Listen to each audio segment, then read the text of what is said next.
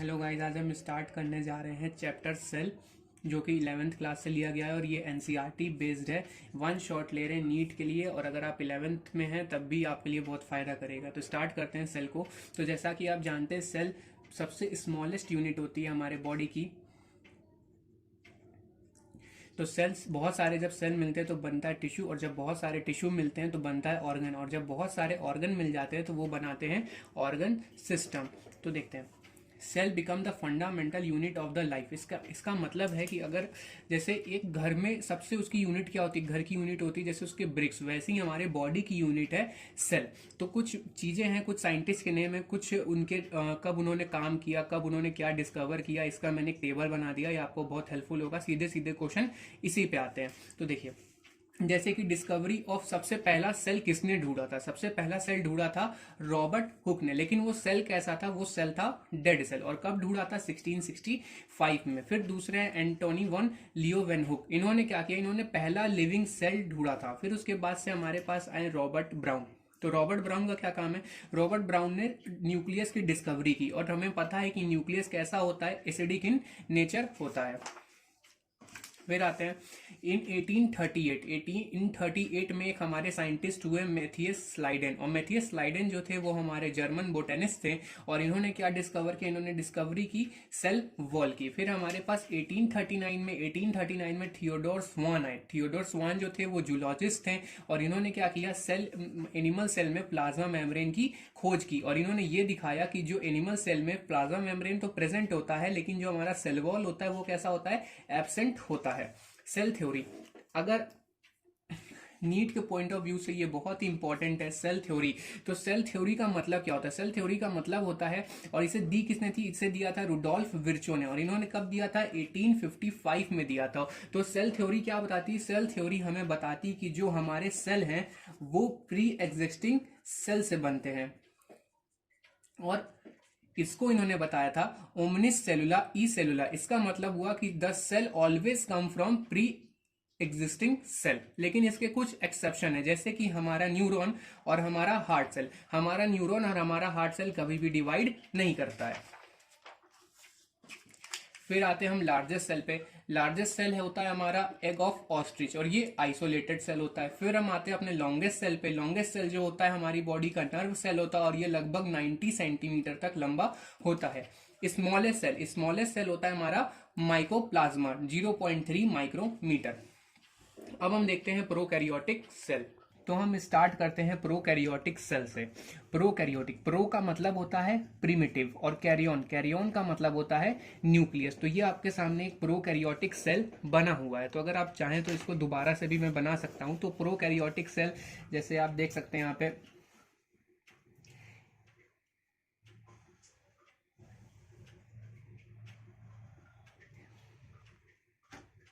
ये हमने बना ली प्रोकैरियोटिक सेल की प्लाज्मा मेम्ब्रेन। और प्रोकैरियोटिक सेल के बाहर अब आ गया उसका सेल वॉल।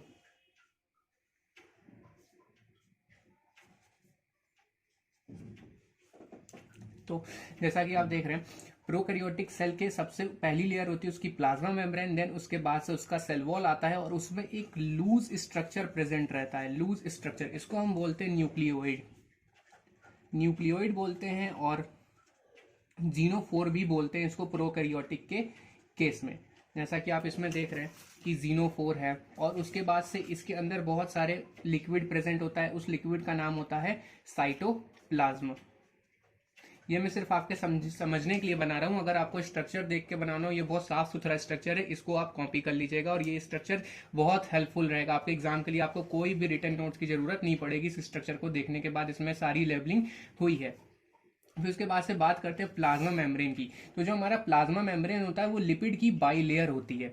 लिपिड की बाई लेयर होती है। फिर हमारा सेल वॉल होता है। सेल वॉल के अंदर, फिर प्लाज्मा मेम्ब्रेन के अंदर हमारा प्रेजेंट होता है साइटोप्लाज्म, और इसके अंदर एक लूज स्ट्रक्चर प्रेजेंट है जिसको हम बोलते हैं न्यूक्लियोइड और जीनोफोर। फिर उसके बाद से प्लाज्मा मेम्ब्रेन जो होता है हमारा, प्लाज्मा मेम्ब्रेन की अंदर इनफोल्डिंग होती है कुछ ऐसे, देखिए जैसे ये प्लाज्मा मेम्ब्रेन जब बनेगा तो ये अंदर की तरफ ऐसे इनफोल्ड हो जाता है। इस इनफोल्डिंग को हम बोलते हैं मीजोजोम।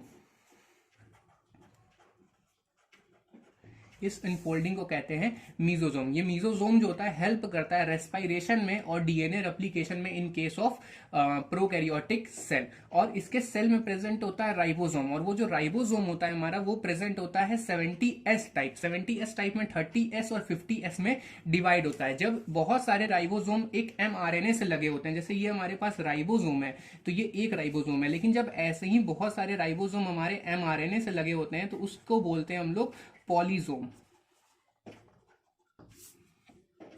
फिर उसके बाद से जो जेनेटिक मटेरियल होता है वो लूज जेनेटिक मटेरियल होता है, न्यूक्लियोइड, जीनोफोर, और जो उसकी प्लाज्मा मेम्ब्रेन की इनफोल्डिंग्स होती है उसे हम मीजोसोम कहते हैं। एक आरएनए, जब हमारा एक राइबोसोम अकेले होता है तो उसको हम बोलते हैं राइबोसोम, वो 70S टाइप होता है। और जब बहुत सारे राइबोसोम हमारे mRNA से लगे होते हैं तो उसको हम बोलते हैं पॉलीसोम। फिर उसके बाद से इसका एक स्ट्रक्चर होता है जिसको हम बोलते हैं फ्लैजिला।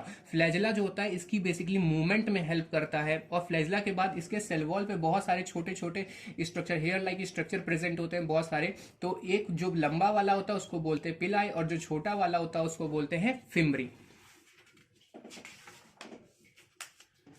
जो सेल वॉल होता है वो हमारा बेसिकली पेप्टाइडोग्लाइकेन का बना होता है। पेप्टाइडोग्लाइकेन में हेट्रोपॉलीसेकेराइड, हेट्रोपॉलीसेकेराइड जो है हमारा एक टाइप का शुगर है। और जो हेट्रोपॉलीसेकेराइड होते हैं वो हमारे दो तरीके के होते हैं, एक होता है नाग और एक होता है नाम। जो हमारा नाग होता है उससे हम बोलते हैं एन एसिटाइल ग्लूकोसामीन, और जो हमारा नाम होता है उसको हम बोलते हैं एन एसिटाइल म्यूमेरिक एसिड। इन दोनों के बीच में एक बॉन्ड होता है। एन एसिटाइल ग्लूकोसामिन और एन एसिटाइल म्यूमेरिक एसिड के बीच में एक हमारा बॉन्ड होता है, उस बॉन्ड को हम बोलते हैं ग्लाइकोसिडिक लिंकेज। अगर इस जो लिंकेज है इन दोनों के बीच में, एन एसिटाइल ग्लूकोसामिन और एन एसिटाइल म्यूमेरिक एसिड के बीच में जो लिंकेज, अगर इस लिंकेज को तोड़ना हो तो हम लोग प्रेजेंट करते हैं एक लाइसोजाइम एंजाइम। लाइसोजाइम एंजाइम जो होता है वो हमारा एंटी बैक्टीरियल एंजाइम है। और ये लाइसोजाइम, जैसे कि आपको नाम से समझ में आ रहा है कि लाइसोजाइम एंजाइम है, ये हमारा प्रेजेंट होता है टीयर में, मतलब हमारे आंसू में, हमारे सलाइवा में। और पेनेट सेल, पेनेट सेल हमारा स्मॉल इंटेस्टाइन का पार्ट है। पेनेट सेल क्रिप्ट ऑफ लिवर कुहन के पेनेट सेल स्मॉल इंटेस्टाइन में ये हमारा लाइसोजाइम एंजाइम हमारा प्रेजेंट रहता है। तो जैसे कि हमने अभी फ्लैजिला के बारे में पढ़ा, तो फ्लैजिला जो था हमारा वो प्रोकैरियोटिक का पार्ट था। और जो फ्लैजिला होता है हमारा वो बेसिकली किस में हेल्प करता है? फ्लैजिला जो हमारा हेल्प करता है वो हेल्प करता है मूवमेंट में। किसके मूवमेंट में? प्रोकैरियोटिक सेल के मूवमेंट में। फ्लैजिला के 3 पार्ट होते हैं। जो उसका सबसे जो अंदर वाला पार्ट होता है जो प्रोकैरियोटिक सेल के अंदर एम्बेडेड होता है उसको हम बोलते हैं बेसल बॉडी। फिर वो एक हुक से बाहर निकला होता है, और हुक के बाहर जो उसका लंबा सा पार्ट होता है उसको हम बोलते हैं फिलामेंट। जैसे कि आप देखें ये उसकी बेसल बॉडी है, ये एक हुक की तरह बाहर निकला होगा, और ये एक लंबा सा स्ट्रक्चर जो एकदम बाहर निकला रहता है इसको हम बोलते हैं फिलामेंट। ये उसका फिलामेंट है, ये बेसल बॉडी है, और ये एक हुक है। और जब इन तीनों को एक साथ जोड़ देते हैं ये तीनों बनाते हैं हमारा फ्लैजिला। और जो फ्लैजिला होता है हमारा वो मूवमेंट में हेल्प करता है। फिर हम बात करते हैं पिलाई की। जो हमारा पिलाई होता है वो बना होता है पिलीन प्रोटीन से, पिलीन प्रोटीन से। और ये किस में हेल्प करता है? ये कॉन्जुगेशन में हेल्प करता है और रिप्रोडक्शन जैसे प्रोसेस को परफॉर्म करता है। फिर उसके बाद से बात करते हैं फिम्बरी की। फिम्बरी हमारा अटैचमेंट में सिर्फ हेल्प करता है। फिर एक सबसे इंपॉर्टेंट पॉइंट है यहाँ पे, इसका ध्यान रखिएगा। आप सोच रहे होंगे कि मैंने अब तक ग्लाइकोकैलिक्स के बारे में क्यों नहीं बताया, तो उसकी बात यहाँ पे करेंगे। तो जो सबसे देखिए सबसे अंदर की लेयर होती है किसी भी प्रोकैरियोटिक सेल की प्लाज्मा मेम्ब्रेन, देन आता है उसका सेल वॉल, फिर आता है उसके पार एक कोटिंग होती है, उस कोटिंग को बोलते हैं हम लोग ग्लाइकोकैलिक्स। अगर ग्लाइकोकैलिक्स की लेयर थिन है तो उसको हम बोलेंगे स्लाइम लेयर, और अगर ग्लाइकोकैलिक्स की लेयर थिक है तो उसको हम बोलेंगे कैप्सूल। तो जो स्लाइम लेयर होती है वो हमारी म्यूसिलेज की बनी होती है, और जो म्यूसिलेज आपको पता है कि वो एक तरीके का कार्बोहाइड्रेट है।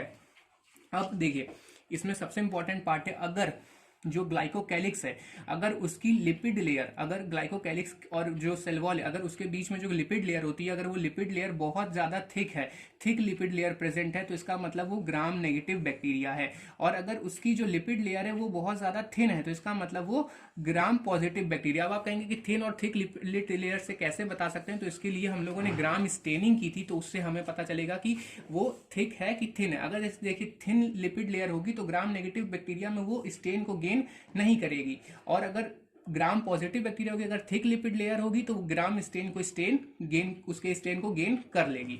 तो ग्राम नेगेटिव बैक्टीरिया का एक सबसे अच्छा एग्जांपल है जो आपने ह्यूमन वेलफेयर में पढ़ा होगा, लैक्टोबैसिलस। लैक्टोबैसिलस जो होता है वो हमारा हेल्प करता है लैक्टिक एसिड के फॉर्मेशन में। जैसे कि आप देखते होंगे जो दही होती है वो सड़ जाती है, तो वो जो सड़ जाती है तो उसमें से बहुत महक आने लगती है, तो वो जो वहां पे फर्मेंटेशन का जो काम करता है वो हमारा काम करता है लैक्टोबैसिलस।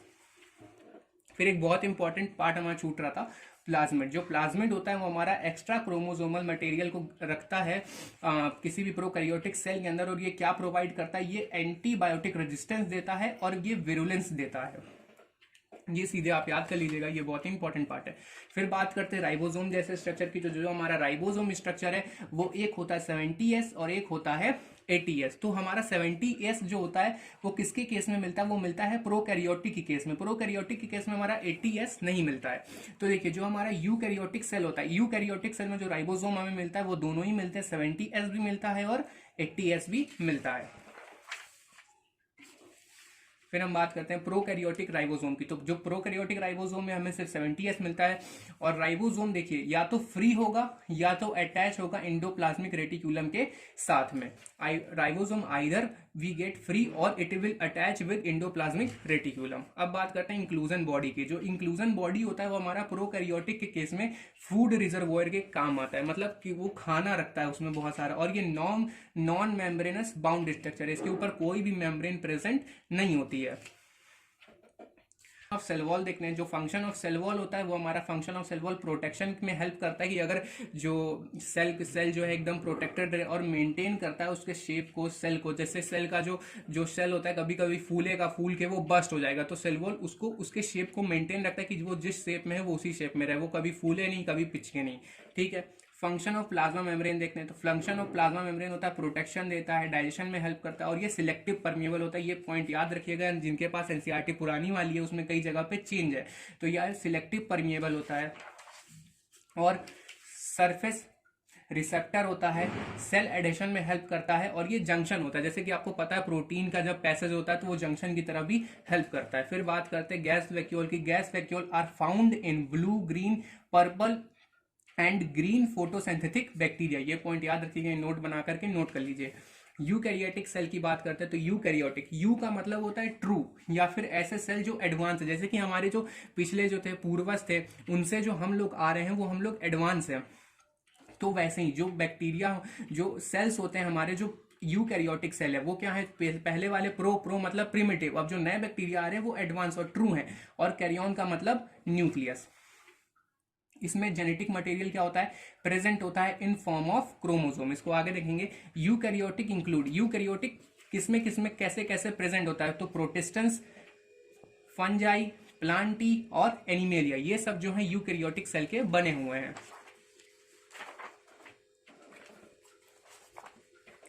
फिर बात करते हैं हम लोग सेल मेम्ब्रेन की। Cell membrane, plasma membrane model. तो cell membrane model, plasma membrane model, इसको बहुत बार दिया गया, बहुत लोगों का फेल भी हुआ था पुराने टाइम पे, लेकिन यहाँ पे कुछ मैंने सिलेक्टेड रखे हैं, उसको आप देख लीजिए। जैसे कि सैंडविच मॉडल और ट्राई लेमिना मॉडल, इसको दिया था डेवसन और डेनविनी ने। फिर हमारे आए रॉबर्टसन। तो रॉबर्टसन ने क्या किया था, यूनिट मेम्ब्रेन मॉडल दिया था। इसके बारे में ज्यादा जानने की जरूरत नहीं है, मेन आपका फ्लूइड मोजाइक मॉडल ही है, इसी से ज्यादा क्वेश्चन आते हैं। तो यूनिट मेम्ब्रेन मॉडल हमारा दिया था रॉबर्टसन ने। सैंडविच और ट्राइलेमिनल मॉडल दिया था हमारा डेवसन और डेनविनी ने। और फिर आता हमारा सबसे मोस्ट एक्सेप्टेड यही वाला मॉडल था, फ्लूइड मोजाइक मॉडल। इसको दिया था सिंगर और निकोलसन ने, और इसको कब दिया था, ये ईयर याद रखिएगा, 1972 में। तो इन्होंने क्या बताया था, इन्होंने बताया था कि जो प्लाज्मा मेम्ब्रेन है आरबीसी की, ह्यूमन आरबीसी की, plasma membrane of human RBC, उसमें 52% प्रोटीन है और 40% लिपिड है। तो जो प्रोटीन है वो दो तरीके का है, कैसा, एक पेरिफेरल है और एक इंटीग्रल है। और जो पेरिफेरल प्रोटीन है वो क्या है, पार्शियली इम्बेडेड है उसके प्लाज्मा मेम्ब्रेन के अंदर, मतलब पूरी तरह से नहीं। उसके जो पेरिफेरल प्रोटीन है वो हाफ इम्बेडेड है प्लाज्मा मेम्ब्रेन के अंदर, और जो इंटीग्रल प्रोटीन है वो ट्रांस मेम्ब्रेन है और वो एक टनल बना रहा है। इंटीग्रल का मतलब होता है बीच में, ठीक है, मतलब पूरी तरीके से इम्बेडेड। तो वो क्या करता है, एक टनल बनाता है और एक ट्रांस मेम्ब्रेन, और पेरिफेरल प्रोटीन पार्शियली इम्बेडेड होता है प्लाज्मा मेम्ब्रेन के अंदर। एक आपने फ्रेज सुना होगा, आइसबर्ग इन सी। तो इस कोड का मतलब हो गया आइसबर्ग, आइसबर्ग हो गया प्रोटीन, और जो सी हो गया हमारा लिपिड। तो जो लिपिड का जो बहुत बड़ा लिपिड जो हमारा सी की तरह काम करता है, जो प्रोटीन है उसमें आइसबर्ग की तरह प्रेजेंट है। फिर बात करते हैं ट्रांसपोर्ट की। तो हमारे पास दो तरीके के ट्रांसपोर्ट होते हैं, एक होता है पैसिव ट्रांसपोर्ट और एक होता है एक्टिव ट्रांसपोर्ट। तो जो हमारा पैसिव ट्रांसपोर्ट है वो कैसा, पैसिव ट्रांसपोर्ट, पैसिव का मतलब ही आप समझ लीजिए ये डाउनहिल मूवमेंट होता है, मतलब इसमें एनर्जी एटीपी हमारा खर्च नहीं होता। लेकिन जो एक्टिव ट्रांसपोर्ट है वो हमारा अपहिल मूवमेंट होता है, उसमें हमारा एटीपी खर्च होता है। तो पैसिव ट्रांसपोर्ट में हमारे दो ट्रांसपोर्ट आते हैं, जैसे कि ऑस्मोसिस और फैसिलिटेड डिफ्यूजन। तो ऑस्मोसिस में देखते हैं ये इसमें क्या करता है, neutral substances move across cell membrane along concentration gradient, मतलब ये एनर्जी मतलब ये कंसंट्रेशन ग्रेडियंट के साथ ही मूव करते हैं।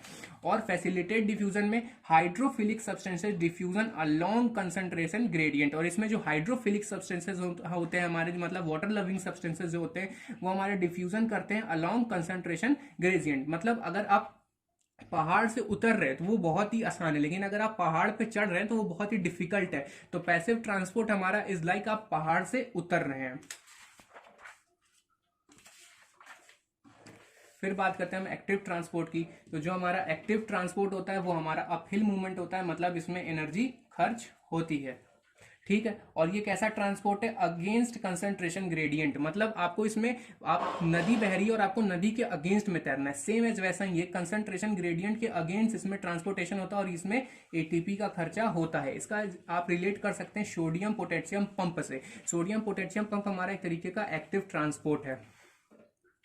सेल वॉल देखते हैं। तो जो हमारा सेल वॉल होता है, आपको पता है सेल वॉल जो होते हैं हमारे primary cell wall, secondary cell wall, tertiary cell wall, इस तरह के सेल वॉल होते हैं। तो जैसे यहाँ पे हमने ये बना रखा है, तो आप जैसे यहाँ पे देख सकते हैं, आपके लिए फिर से बना देता हूं मैं।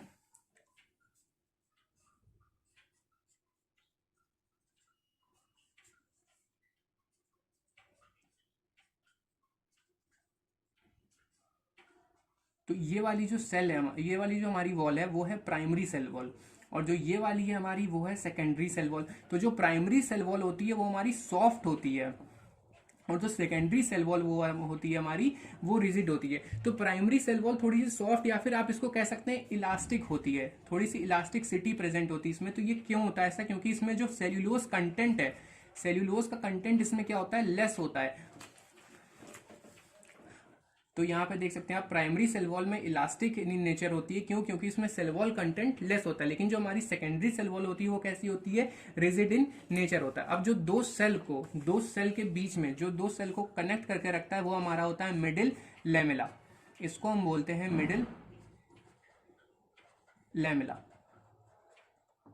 और दो सेल के जो एकदम अंदर से, जो दो सेल के बीच के जो इंफॉर्मेशन को कवर करता है, मतलब मानिए ये एक सेल है, ये अलग है, ये थोड़ा सा इसके बीच में अलग है, थोड़ा सा डिस्टेंस है इन दोनों के बीच में, मिडिल लैमेला प्रेजेंट है। लेकिन इस सेल को इस सेल से बात करनी है, जैसे आपको आपके फ्रेंड से बात करती है तो आप जनरली फोन का यूज करते हैं, तो वैसे ही इस सेल को इस सेल से बात करनी है, तो इसके बीच में एक कनेक्शन प्रेजेंट होता है जिसको हम बोलते हैं प्लाज्मोडेस्माटा। तो प्लाज्मोडेस्माटा का काम क्या होता है, प्लाज्मोडेस्माटा का काम होता है बेसिकली एक सेल को दूसरे सेल से कनेक्शन प्रोवाइड करवाना। और जो हमारा मिडिल लैमेला होता है वो बना होता है कैल्शियम पेक्टेट और मैग्नीशियम पेक्टेट का। फिर हम आते हैं इंडोप्लाज्मिक रेटिकुलम पे। हमारा जो इंडोप्लाज्मिक रेटिकुलम है, इंडोप्लाज्मिक रेटिकुलम हमारा दो तरीके का होता है, एक होता है एसईआर और एक होता है आरईआर। तो एसईआर का मतलब स्मूथ इंडोप्लाज्मिक रेटिकुलम, और आरईआर का मतलब rough endoplasmic reticulum. Smooth endoplasmic reticulum मतलब इसके पास राइबोसोम नहीं है, और रफ इंडोप्लाज्मिक रेटिकुलम का मतलब इसके पास राइबोसोम प्रेजेंट है। तो अगर इसके पास राइबोसोम है इसका मतलब ये प्रोटीन सिंथेसिस करेगा, इसके पास राइबोसोम नहीं है, एसईआर के पास, स्मूथ इंडोप्लाज्मिक रेटिकुलम के पास अगर राइबोसोम नहीं है तो इसका मतलब ये प्रोटीन का सिंथेसिस नहीं करेगा। लेकिन इसका भी इंपॉर्टेंट रोल है। एसईआर किसमें हेल्प करता है, इसके पास राइबोसोम नहीं होता है, ये डिटॉक्सिफिकेशन करता है, मतलब ये डिटॉक्सिफिकेशन करेगा, फिर उसके बाद से लाइपोजेनेसिस में हेल्प करेगा, मतलब ये प्रोटीन की जेनेसिस नहीं करता, प्रोटीन नहीं बनाता, लेकिन ये लाइपोजेनेसिस का मतलब ये लिपिड का फॉर्मेशन करता है। और रफ इंडोप्लाज्मिक रेटिकुलम, इसके पास राइबोसोम होता है और ये प्रोटीन की सिंथेसिस करता है। फिर आते हैं हम गोल्गी अपरेटस पे। गोल्गी अपरेटस, इसको किसने ढूंढा था, इसको ढूंढा था कैमिलो गोल्गी ने, और कब ढूंढा था, 1898 में। ये याद रखिएगा, इसको जो इसकी डिस्कवरी की थी कैमिलो गोल्गी ने, और कब की थी, 1898 में। इसका फंक्शन क्या होता है, इसका फंक्शन होता है जो भी एंडोप्लाज्मिक रेटिकुलम से जो भी हमारा प्रोटीन बन के आता है उसकी प्रोसेसिंग करता है, पैकेजिंग करता है और फिर ट्रांसपोर्ट कर देता है। जैसे अमेजोन है या फिर फ्लिपकार्ट है हमारा, वो क्या करेगा, आपने कुछ भी ऑर्डर किया, सबसे पहले जो भी ऑर्डर करेंगे उसकी प्रोसेसिंग होगी, फिर वो पैकेजिंग करेगा और फिर आपके घर तक ला करके छोड़ देगा। सेम एज वैसे ही ये भी है, जो भी वेसिकल्स निकलते हैं, जो भी प्रोटीन निकलती है, जो भी वेसिकल्स ही आप समझिए, जो भी वेसिकल्स निकलते हैं एंडोप्लाज्मिक रेटिकुलम से उसकी प्रोसेसिंग करता है, पैकेजिंग करता है और ट्रांसपोर्ट कर देता है। इसकी दो साइडें होती हैं, एक साइड होती है इसकी ट्रांस साइड और एक साइड होती है इसकी सिस साइड। जैसे कि आप इसका डायग्राम देख सकते हैं, ये इसका वेसिकल है, इसको बोलते हैं हम ट्रांस साइड और इसको बोलते हैं हम सिस साइड। तो ये सिस साइड से क्या करता है, इनपोर्ट करता है, मतलब जो भी वेसिकल आएगा इसी साइड से आएगा और फिर यहां पे इसकी प्रोसेसिंग होगी, प्रोसेसिंग के बाद से इस साइड से, ट्रांस साइड से क्या करेगा, एक्सपोर्ट करेगा, यहां से वो वेसिकल वापस निकल जाएगा और फिर जहां जरूरत होगी वहां वो पहुंच जाता है। फिर आते हैं हम लाइसोसोम पे। तो लाइसोसोम को हम जानते हैं सुसाइडल बैग के नाम से। ये एसिडिक इन नेचर होता है। ये एसिडिक क्यों होता है, हाइड्रोलेजेस एंजाइम इसमें प्रेजेंट होता है। हाइड्रोलेजेस एंजाइम लाइक जैसे हमारा प्रोटीएज, हाइड्रोलेजेस एंजाइम कैसा होता है हमारा, प्रोटीज, हाइड्रोलेजेस एंजाइम हमारा है प्रोटीज, एक एग्जांपल आप याद रखिएगा। और ये एसिडिक जो नेचर होता है ये इसका हेल्प करता है किसी भी चीज की ब्रेकिंग में। और ये किस में हेल्प करता है, फैगोसाइटोसिस करता है ये। और इसका जो वर्किंग पीएच होता है, लाइसोजाइम का वर्किंग पीएच क्या है, 4 से 5 पीएच है, जो कि एसिडिक पीएच होता है।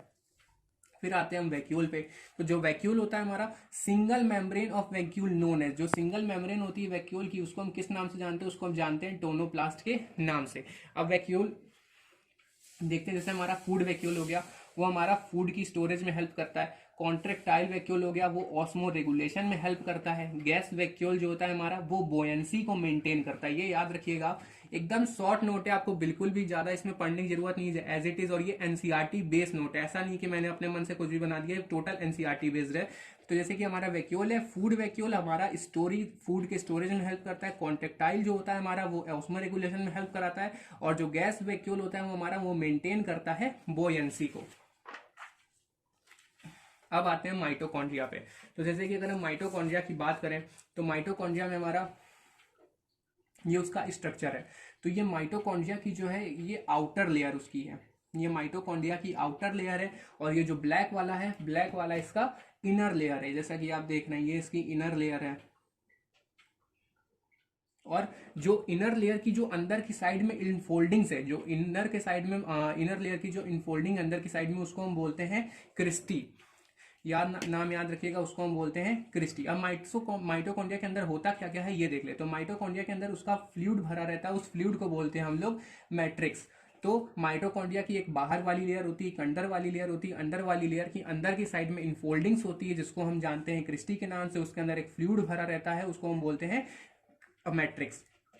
फिर उसके बाद से उसके अंदर एक double standard circular DNA present होता है। Double standard circular DNA present होता है। माइटोकॉन्ड्रिया का खुद का डीएनए होता है। फिर उसमें राइबोसोम्स प्रेजेंट होता है। राइबोसोम कैसे प्रेजेंट होते हैं, 70s टाइप प्रेजेंट होते हैं। ये याद रखिएगा कि राइबोसोम माइटोकॉन्ड्रिया के कैसे होते हैं, 70s टाइप होते हैं। और उसके क्रिस्टी के ऊपर, जो माइटोकॉन्ड्रिया की जो इनफोल्डिंग्स होती है उसको हम क्रिस्टी बोलते हैं, उसके क्रिस्टी के ऊपर कुछ ऐसे पार्टिकल्स प्रेजेंट होते हैं। इस पार्टिकल को बोलते हैं F0 F1 पार्टिकल।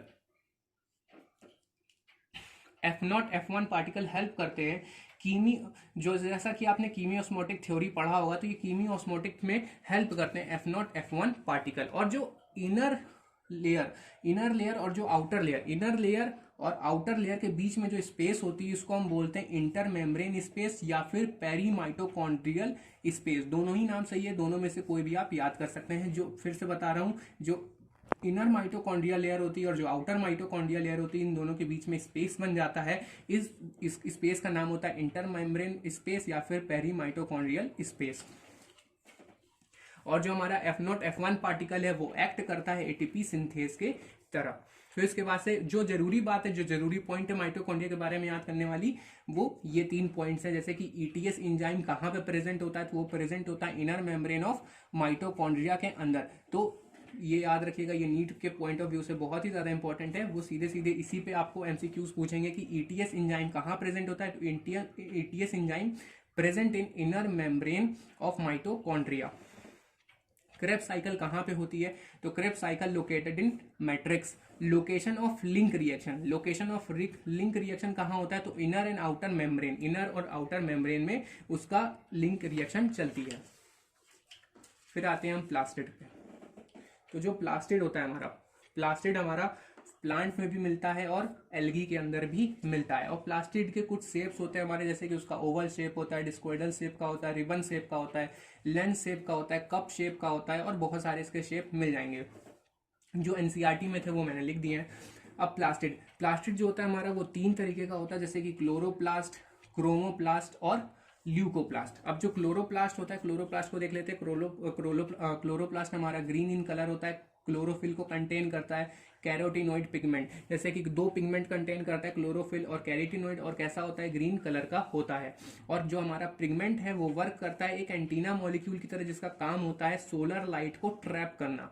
ठीक है, बात करते हैं प्लास्टिड के सेकंड पार्ट की। सेकंड पार्ट होता है उसका क्रोमोप्लास्ट। जो क्रोमोप्लास्ट होता है वो हमारा ऑरेंज, येलो एक्सेट्रा कलर में मिल जाएगा, लेकिन वो कभी भी ग्रीन कलर का नहीं, उसमें ग्रीन कलर के पिगमेंट कभी भी प्रेजेंट नहीं होते, या फिर आप कह सकते हैं ग्रीन कलर उसमें ग्रीन कलर का वो होता ही नहीं है। तो ग्रीन जो ये हमारे कैसे किस तरह के पिगमेंट को कंटेन करता है, ये कंटेन करता है कैरोटिनोइड और जेंथोफिल। और ये कैसे होते हैं, फैट सोल्यूबल पिगमेंट होते हैं। ये जरूर याद रखिएगा कि जो कैरोटिनोइड और जेंथोफिल है वो हमारे फैट सोल्यूबल पिगमेंट होते हैं।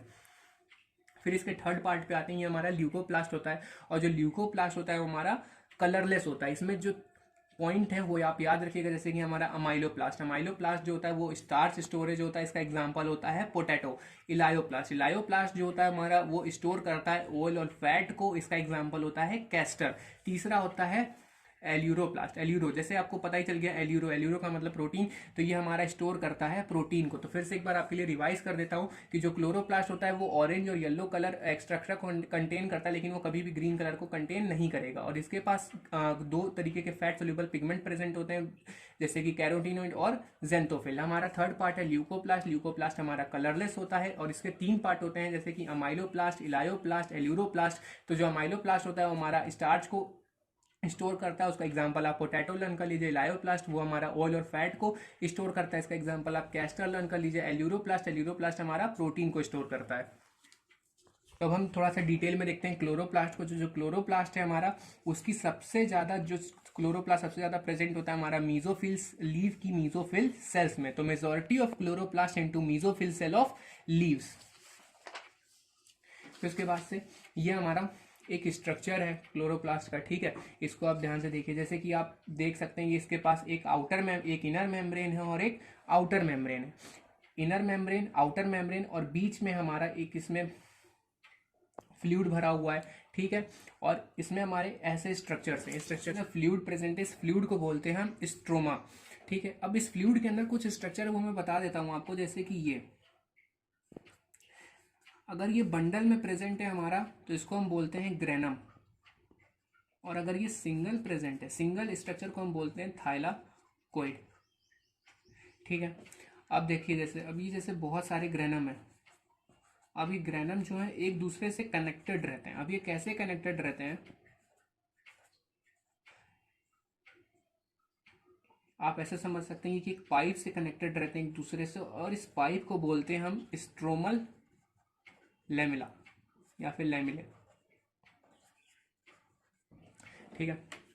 तो एक सिंगल स्ट्रक्चर को बोलते हैं थाइलाकोइड, और जब बहुत सारे थाइलाकोइड अरेंज रहते हैं तो उसको हम बोलते हैं ग्रेनम। और ये सारे ग्रेनम एक दूसरे से कनेक्ट रहते हैं किसके थ्रू, स्ट्रोमल लेमिले के थ्रू। और ये जो पूरा स्ट्रक्चर है ये एक मेम्ब्रेन में प्रेजेंट रहता है, ठीक है।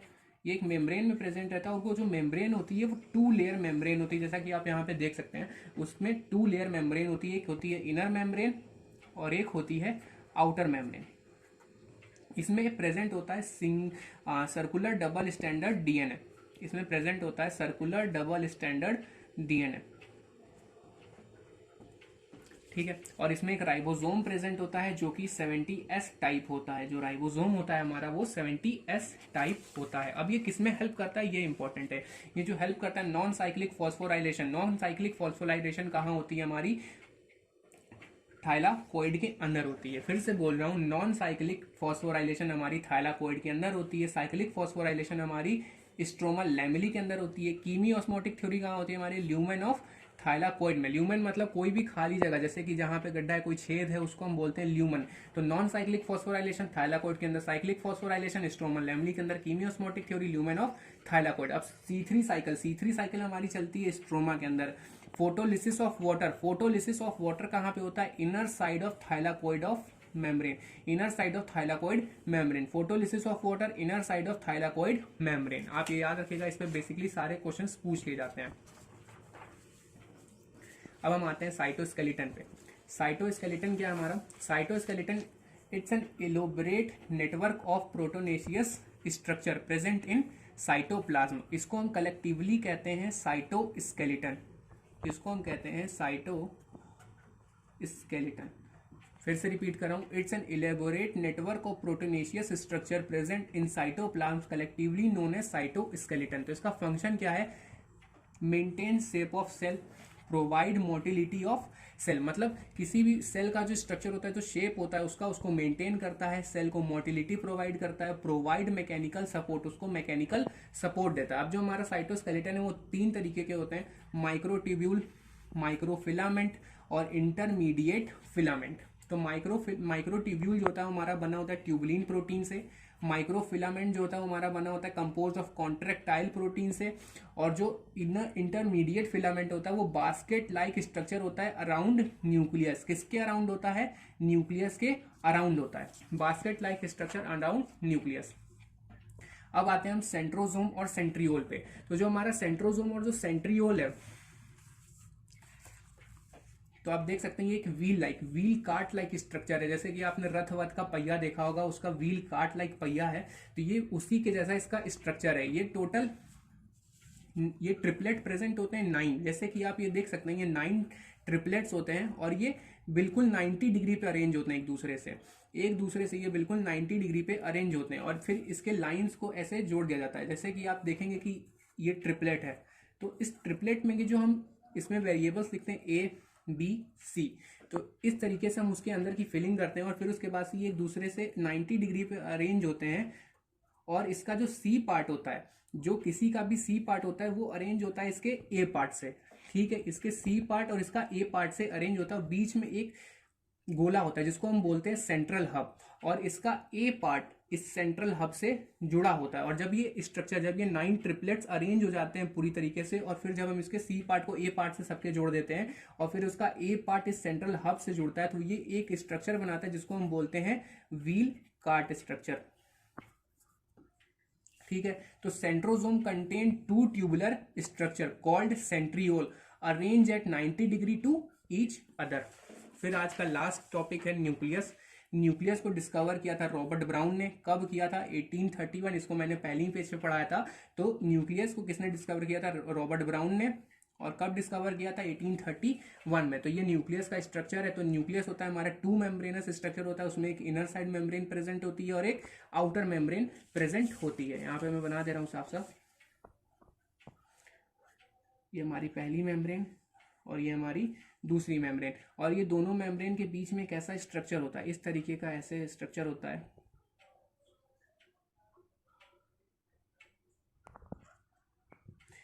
और ये जो जगह खाली करता है इसको बोलते हैं, यहाँ पे एक पोर बन जाता है, तो इस पोर को हम बोलते हैं न्यूक्लियोपोर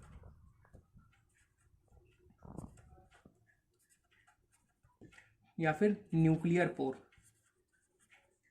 इस पोर को हम बोलते हैं न्यूक्लियोपोर या फिर न्यूक्लियर पोर। और इसमें एक फ्लूइड भरा रहता है, इनर मेम्ब्रेन में इसका एक फ्लूइड भरा रहता है जिसको हम बोलते हैं न्यूक्लियोप्लाज्म। तो आपको न्यूक्लियोपोर पता चल गया, न्यूक्लियोप्लाज्म पता चल गया। इसके अंदर एक थ्रेड लाइक स्ट्रक्चर प्रेजेंट होता है जिसको हम बोलते हैं क्रोमैटिन थ्रेड। फिर उसके बाद से इनर मेम्ब्रेन और आउटर मेम्ब्रेन के बीच में एक स्पेस प्रेजेंट होती है जिसको हम बोलते हैं पेरीन्यूक्लियर स्पेस। और इस स्पेस का जो साइज होता है वो होता है 10 से 50 नैनोमीटर।